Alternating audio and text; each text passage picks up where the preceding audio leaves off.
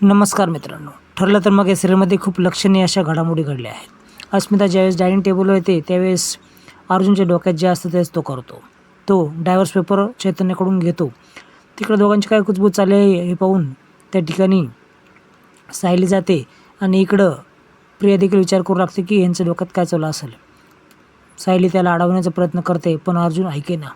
अर्जुन थेट अस्मितासमोर जातो आणि डायव्हर्स पेपर समोर ठेवतो आणि अस्मिताई याच्यावर सही कर, मी डायव्होर्ससाठी अर्ज केला आहे असं तो बोलतो. त्यावेळेस प्रताप त्याच्याकडे बघतो. अस्मिताचं चेहऱ्याचा रंगच उडालेला असतो. हा निर्णय तुम्ही घेणार आहात का? माझं लग्न तुम्ही मोडणार आहात का?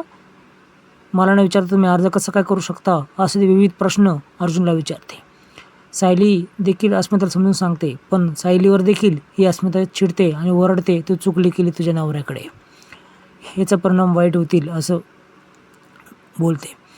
सायली अर्जुनला देखील बोलते की तुम्ही हे काय केलं आहात, ही चुकीची गोष्ट केली आहे, तिच्या परवानगीनुसार हे तुम्ही करायला पाहिजे होतं. आत्ताच डिलिव्हरी झाली लगेच तुम्ही माझ्यावर दुसरं संकट आणत आहात असं देखील ती बोलते. कल्पना प्रताप सगळे समजून सांगतात पण ती ऐकण्याचे मूडबंद असते. शेवटी ती चिडून निघून जाते. आता इकडे अर्जुन आणि चैतन्याला सायली खूप बडबड करते. कल्पना देखील समजून सांगण्याचा प्रयत्न करते पण ती काय ऐकेना. हा खूप ड्रामा मस्त झाला आहे, पाहायला मजा येते असंही प्रिया बोलते. इकडे सचिनकडं झोपलेला अवस्था असताना ही साक्षी बघतच असते. तो उठतो आणि बोलतो, काय बघतेस, ते सारखं बघत राहावं असं तुझ्याकडे ती बोलते. खरं तर प्रेमात तिच्या वेडी झालेली असते. आता हा काहीतरी प्लॅनिंग करत असतो कारण तिला हिने जे पैसे दिले आहे साक्षीने ते कमी पडत असतात आणि त्याच्याकडून अस्मिताकडून याला पैसे काढायचे असतात. तो हिला काहीतरी प्लॅन सांगतो आणि अस्मिताकडे जाऊयात पण कसं जाऊयात असं प्लॅन करतो. इकडे सायली ज्यावेळेस प्रताप आणि कल्पना यांच्यासंग बोलत असते त्यावेळेस ही सगळी गोष्ट ही प्रिया ऐकते. अर्जुन इथं नाही, अर्जुन कुठे गेला आहे याचा तिला थांगपत्ता काढायचा असतो. सायली तर इथं आहे, मग अर्जुन काय करतो आहे, कुठे आहे तो, याचा तपास तिला काढायचा असतो. अर्जुन पोलीस स्टेशनमध्ये आलेला असतो आणि त्या जाधव मॅडमचा नंबर काय ॲड्रेस मिळतो काय हा प्रयत्न करत असतो. त्यावेळेस एक कॉन्स्टेबल येतात आणि त्यांना सगळे डिटेल्स देतात. पण आता 25 वर्षापूर्वीचा कॉन्टॅक्ट असतो. सायलीला ही सारखं डवचत असते आणि बोलत असते की अर्जुन कुठे गेला आहेस, मला काही सामान आणायचं आहे, काही लिस्ट पाठवू का? त्यावेळेस मला पाठव, मी पाठवते असं ही सायली तिला बोलते. आता